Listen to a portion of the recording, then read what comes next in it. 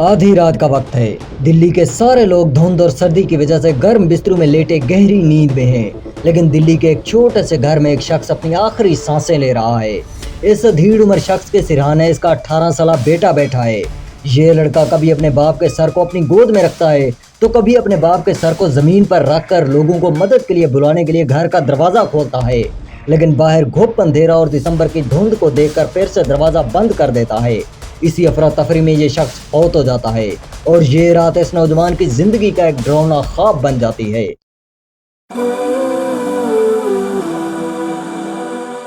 अगले दिन दिल्ली स्टेडियम में दिल्ली और कर्नाटका की क्रिकेट टीमें आमने सामने खड़ी थीं। ऐसा लग रहा था कि दिल्ली की टीम हार जाएगी और दिल्ली टीम का एक खिलाड़ी भी अभी तक ग्राउंड में नहीं पहुंचा था। टीम मैनेजमेंट को बताया गया कि रात उस खिलाड़ी का बाप फौत हो चुका है। पूरी टीम जानती थी कि वो खिलाड़ी खेलने के लिए नहीं आएगा और सबको मालूम था कि दिल्ली ये मैच हार जाएगी। लेकिन फिर इसी दौरान खामोशी से वो खिलाड़ी ग्राउंड में दाखिल होता है और आते ही कर्नाटका के बॉलर्स के खिलाफ 90 रन स्कोर कर देता है और फिर आउट होने के बाद खामोशी से ग्राउंड से वापस चला जाता है और अपने बाप की आखिरी रस्मात अदा करता है। जी हाँ, वो लेजेंडरी प्लेयर कोई और नहीं बल्कि वही था जिसे आपने इस वीडियो के थंबनेल और टाइटल में देखकर इस वीडियो पर क्लिक किया। वो विराट कोहली था, क्रिकेट की दुनिया का king.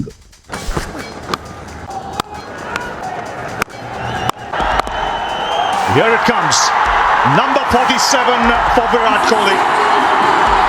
Pumps his fist into the air.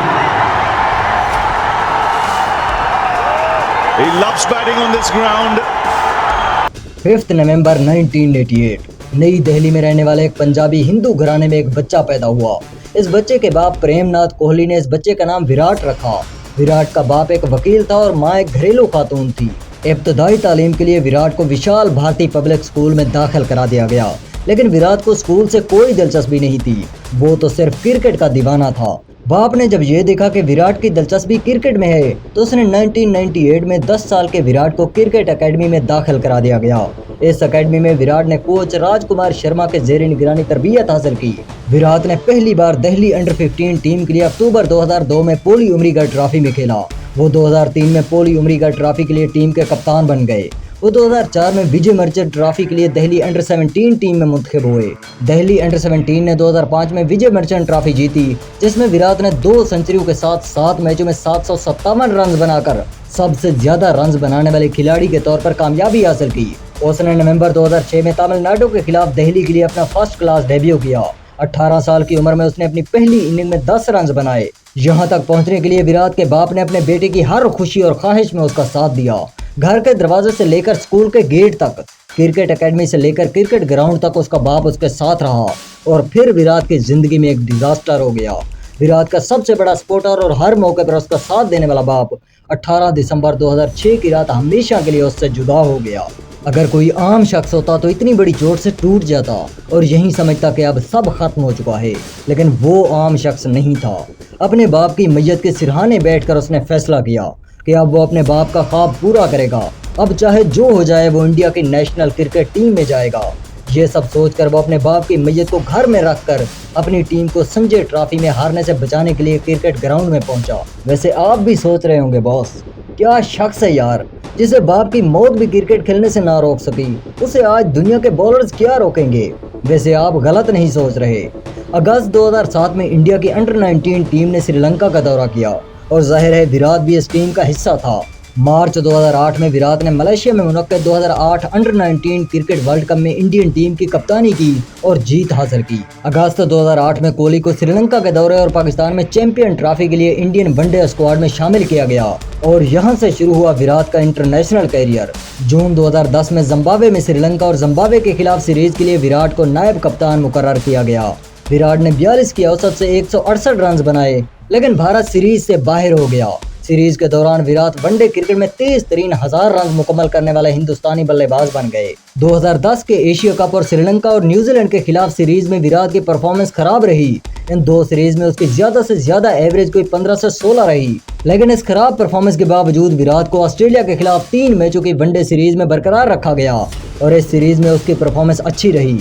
और इसी सीरीज के दौरान विराट ने अपनी तीसरी सेंचुरी मुकम्मल की और मैन ऑफ द मैच का अवार्ड हासिल किया। He's put that away. He's got to come back for the second. 100 for Virat Kohli. His third. And really pumped up this young man. He's fought away cramps. 200. इस series के बाद उसने New Zealand के खिलाफ one day series में अपनी चौथी century मुकम्मल की। Split that fine. Does it go through? Yes, it does. Nobody at third man gets the boundary, gets that 100. A wonderful innings, really well orchestrated, I'd say. Great. और अगले दो मैचों में 64 और 63 रन बनाए। इस सीरीज में इंडिया ने न्यूजीलैंड को 0-5 के साथ मुकम्मल तौर पर वाइट वॉश कर दिया और विराट की परफॉर्मेंस ने उसे वनडे टीम में बाकायदा टिके रहने में मदद दी और उसे इंडिया के वर्ल्ड कप स्क्वाड में जगह का मजबूत दावेदार बना दिया। 2011 में जनूबी अफ्रीका के खिलाफ भी वनडे सीरीज में विराट की परफॉर्मेंस बेहतरीन रही और इस सीरीज में विराट सबसे ज्यादा रन बनाने वाले हिंदुस्तानी बैट्समैन थे और इसी सीरीज के दौरान ही विराट आईसीसी के रैंकिंग लिस्ट में दूसरे नंबर पर आ गए। विराट की इस बेहतरीन परफॉर्मेंस की वजह से वो 2011 के वर्ल्ड कप में उतरने वाले इंडियन स्क्वाड का हिस्सा बन गए। उसने बांग्लादेश के खिलाफ पहले मैच में सेंचुरी बना डाली जो उनकी 5वीं वनडे सेंचुरी है और वर्ल्ड कप डेब्यू पर सेंचुरी बनाने वाले पहले हिंदुस्तानी बैट्समैन बन गए। गंभीर के साथ तीसरे विकेट के लिए 83 रन की शराकतदारी की और इंडिया 1983 के बाद 2011 का ओडीआई वर्ल्ड कप भी जीत गया। दिसंबर 2011 में ऑस्ट्रेलिया के दौरे के दौरान बाउंड्री पर फील्डिंग करते हुए उसने अपनी दरमियानी उंगली से हुजूम को इशारा किया जिस पर रेफरी ने उन पर मैच फीस का 50% जुर्माना आयद किया। ऑस्ट्रेलिया के खिलाफ इसी टेस्ट सीरीज में विराट ने अपनी पहली सेंचुरी मुकम्मल की और सीरीज में सबसे ज्यादा रन बनाने वाले इंडियन खिलाड़ी बने।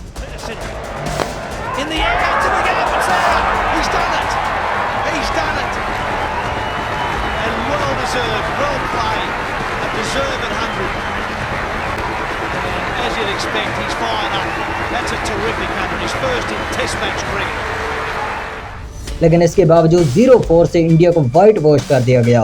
2012 के एशिया कप में विराट को नायब कप्तान मुकर्रर किया गया। विराट टूर्नामेंट के दौरान अच्छी फॉर्म में थे।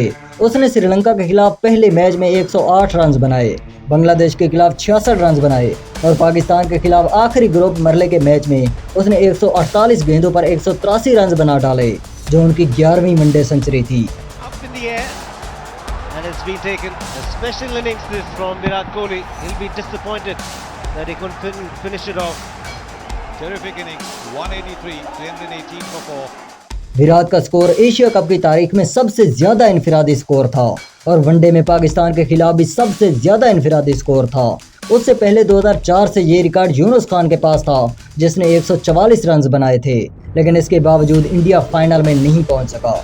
अगस्त 2012 में विराट ने श्रीलंका के खिलाफ 5 मैचों के वनडे टूर में 2 सेंचुरियां बनाई और दोनों गेम्स में विराट ने मैन ऑफ द मैच का अवार्ड जीता और भारत ने सीरीज 1-4 से जीत ली और कोहली को सीरीज का बेहतरीन खिलाड़ी करार दिया गया।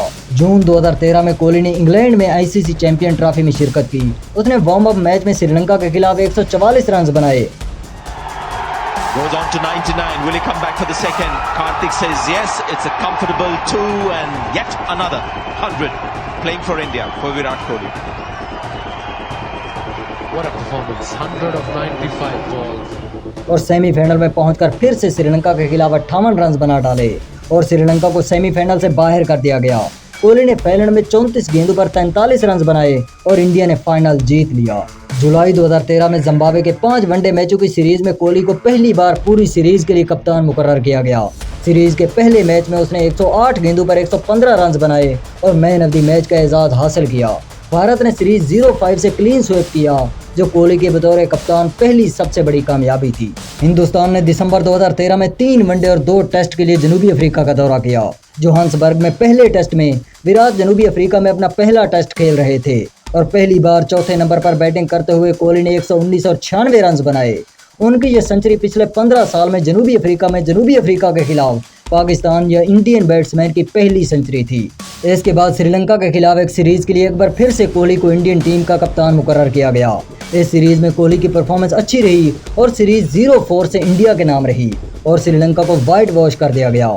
ये कोहली की बतौर कप्तान दूसरी बहुत बड़ी कामयाबी थी। सीरीज के दौरान वो वनडे में 6000 रन का हिंसा अबूर करने वाले दुनिया के तेज तरीन बल्लेबाज बन गए। 2016 में इंडियन टीम ने ओडीआई सीरीज के लिए ऑस्ट्रेलिया का दौरा किया।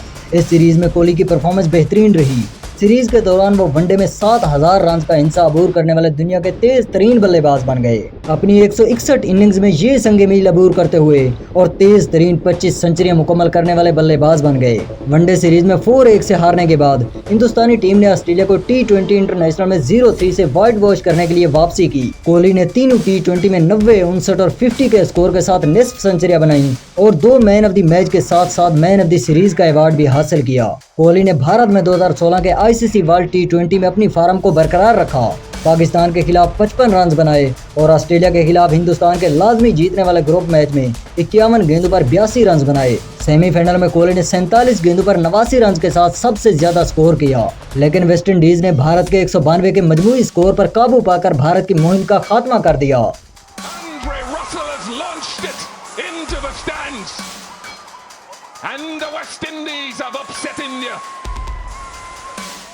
उनके 5 मैचों में मजमूई तौर पर 273 रन ने उन्हें वर्ल्ड T20 में मुसलसल दूसरा मैन ऑफ द टूर्नामेंट का एजाज हासिल कराया।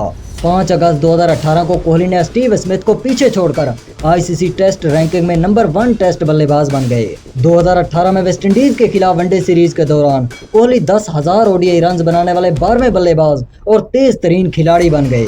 उसने 205 इनिंग्स के साथ ये संग मील अबूर किया, जो उससे पहले तेज तरीन सचिन तेंदुलकर से 54 इनिंग्स कम है। 27 अक्टूबर 2018 को अपनी 38वीं सेंचुरी बनाने के बाद कोहली वनडे में लगातार 3 सेंचुरियां बनाने वाले हिंदुस्तान के पहले बल्लेबाज, पहले कप्तान और मजमूई तौर पर 10वें बल्लेबाज बन गए। विराट कोहली को 2017 की ICC चैंपियन ट्रॉफी में पहली बार किसी ICC टूर्नामेंट में कप्तानी का मौका मिला। बांग्लादेश के खिलाफ सेमीफाइनल में कोहली ने 96 रन बनाए। इस तरह वो वनडे में 175 इनिंग में 8000 रन मुकम्मल करने वाले तेज तरीन बल्लेबाज बन गए। भारत फाइनल में पहुंचा, लेकिन भारत के सामने फाइनल में पाकिस्तान खड़ा था। पाकिस्तानी बैट्समैनों ने भारतीय बॉलर्स की खूब पिटाई की। फखर जमान ने 114 रन बना डाले और पाकिस्तान ने 4 विकेटों के नुकसान पर 50 ओवर्स में 338 रन का हदफ दिया।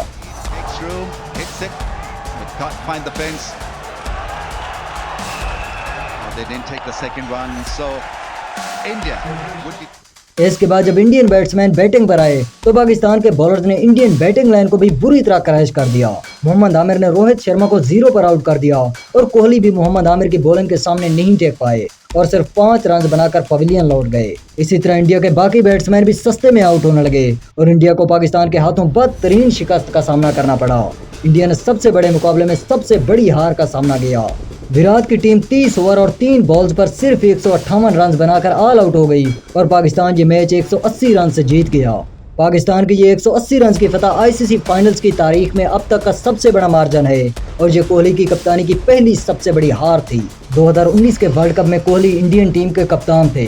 16 जून 2019 को पाकिस्तान के खिलाफ इंडिया के मैच में कोहली वनडे क्रिकेट में इनिंग्स के लिहाज से तेज तरीन 11,000 रन बनाने वाले बल्लेबाज बन गए। कोहली ने टूर्नामेंट में लगातार 550 प्लस स्कोर बनाए, लेकिन भारत को न्यूजीलैंड के खिलाफ सेमीफाइनल में शिकस्त हुई, जिसमें कोहली सिर्फ 1 रन बना सका और ये कोहली की कप्तानी की दूसरी सबसे बड़ी हार थी। दिसंबर 2021 में कोहली की जगह रोहित शर्मा को हिंदुस्तान का वनडे कप्तान मुकर्रर किया गया। 15 जनवरी 2022 को कोहली ने जनूबी अफ्रीका के दौरे के दौरान जनूबी अफ्रीका के खिलाफ टेस्ट सीरीज में 1-2 से शिकस्त के बाद हिंदुस्तान के टेस्ट कप्तान के ओहदे से इस्तीफा दे दिया।